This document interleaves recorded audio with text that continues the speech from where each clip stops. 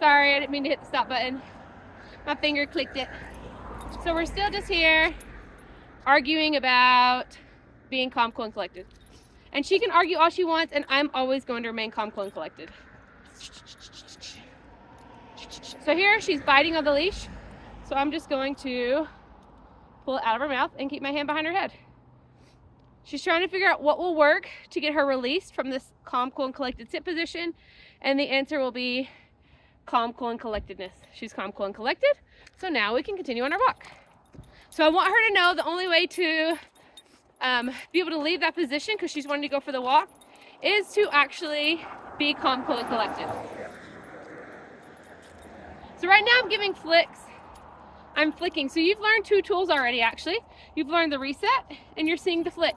Those are 2 of my 5 tools I use to go on this nice loose leash walk. But again, remember the most important thing is this hand placement right here by my back pocket. The leash is short but loose. Anytime, oh look at that, that was a good like 3 seconds of no pulling. My goal is that the non-pulling will get longer and longer, and I'll be able to introduce more and more distractions. So the flick and the reset. Not only do I use the reset when pressure is created, but once she gets really good and we're actually just walking at a nice heel all the time, I'm still gonna do the reset just to help her work on that patience. I need her to be able to sit here for 1 minute, 10 minutes, 20 minutes, 5 minutes, 3 minutes. I wanna be able to go out to eat and take her with me and we sit at the restaurant together and her just chill beside me. I want to be able to talk to my neighbor and her just chill beside me. I want to be able to tie my shoe, visit someone, whatever that might look like, and her just chill beside me. She'll never be able to accomplish that if I don't start here.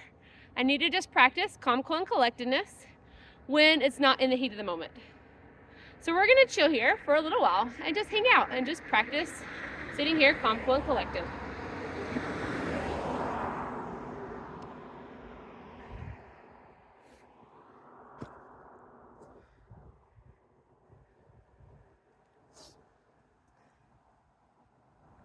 Right now there's a dog and a lady walking in front of us down the road. That's what she's watching. We're gonna go for a walk. There, that was only, I don't know, 20 seconds maybe, but that was great. It's our first day out. Again, my hand is by my back pocket, slightly behind me, so that when her collar gets in front of my legs, pressure is created. So we've gone over the flick, we've gone over the reset. Now let's talk about zigzags.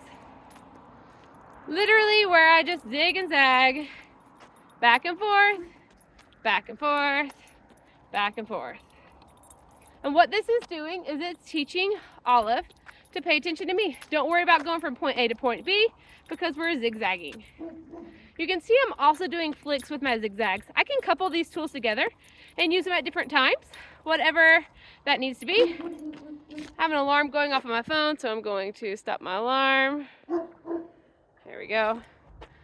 And anytime I stop, I want that patient reset. There's a dog barking in front of us. It's through a vinyl fence, so we can't actually see the dog. Oh, that was so much nicer. She didn't try to eat my hand that time. She didn't try to fidget around too much. That's beautiful.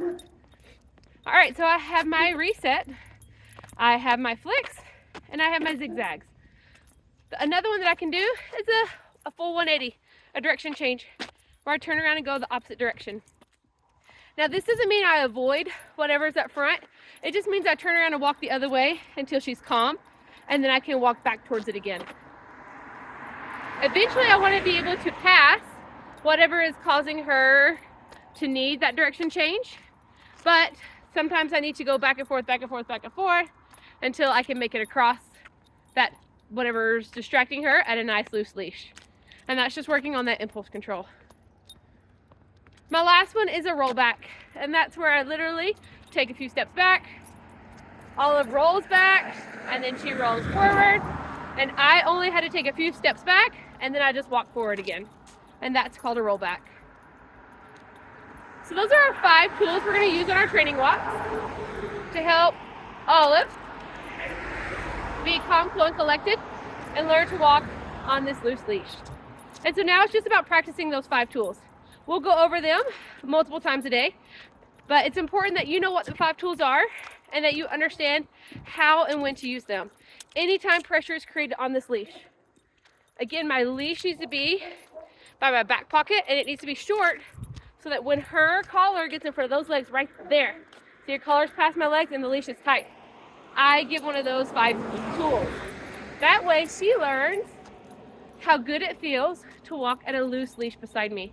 Because our goal is a companion walk where we're walking together, nice loose leash, and then eventually, much down the road, I will take the transitional leash off the nose and we'll just use a slip lead. And then after that, then we can work on a long leash where we do like different recall activities and things like that. Those are all awesome things you can work up to at home, but you can't ever get to those if she can't learn to walk at a loose leash right beside me. So you can see I'm just using some rollbacks. I'm using some flicks. I don't use the same tool too many times in a row. I change it up. We're headed back towards the kennel. So she's excited because she wants to get there right. And so I'm just doing some zigzags. You can see she's flicking her head around and trying to throw a fit. If I just ignore it and keep working with her, I don't give any attention to that fit, it will go away because she'll learn fits don't work on me.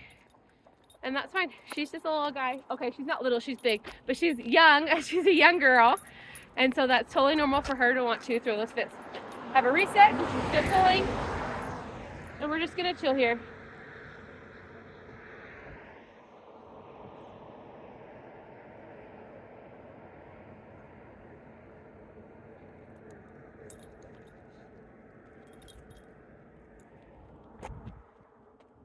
You can see she fidgeted and readjusted, and I'm just adjusting myself to her.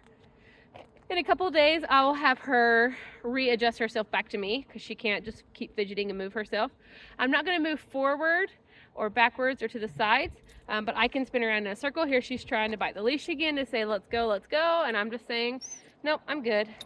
She's doing a little bit of whining, some extra fidgeting, now she's jumping.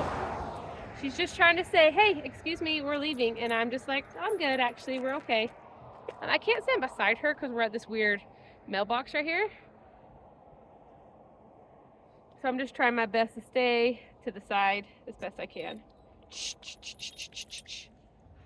Which makes it hard for me to put my hand behind her head because of the mailbox.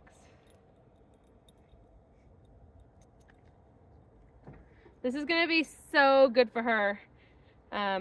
Olive does not have much impulse control. She is very impulsive. And so this patient reset and the bed work, which we're fixing to do next, is going to be really, really hard, but exactly what she needs. So we're just gonna finish working our way home, practicing with these tools. And you can see she's just tucking that nose under and just pulling. So we're just gonna keep working with the different things here. But it's not about letting her create pressure. I have to be without pressure. So I've got to do those tools so that she can learn to walk with no pressure.